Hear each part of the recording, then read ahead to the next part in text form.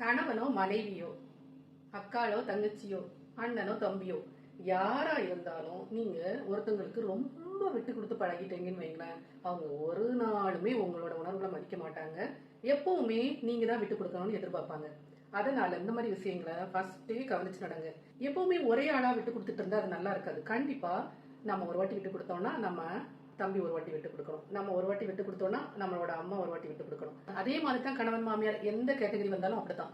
ஆனா நம்மளே ஒரு இடத்துல எப்பவுமே விட்டு கொடுத்துட்டு இருந்தோம்னு வைங்களேன், இவள என்ன பேசினாலும் பிரச்சனை இல்லை, என்ன செஞ்சாலும் பிரச்சனை இல்லை, இவ நம்ம கிட்ட பேசதான் செய்வா, நம்ம கட்டி விட்டு கொடுத்துருவா எல்லாத்தையும் அப்படின்னு உங்களை அசியூம் பண்ணி வச்சிருவாங்க.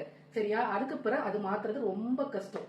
அதனால யாரா இருந்தாலும் சரி, கணவனாலும் சரி, மாமியார்னாலும் சரி, அம்மானாலும் சரி, தங்கச்சினாலும் சரி, தம்பினாலும் சரி, அக்கானாலும் சரி, உங்களோட ஃப்ரெண்டா இருந்தாலும் சரி, ரொம்ப விட்டு கொடுத்து பழகாதீங்க. எப்பவுமே உங்களுக்குன்னு கொஞ்சம் சுயமரியாதை இருக்கணும். புரிஞ்சுப்பீங்கன்னு நினைக்கிறேன். அப்படி இல்லைன்னா அடிபட்டே தான் சாகணும்.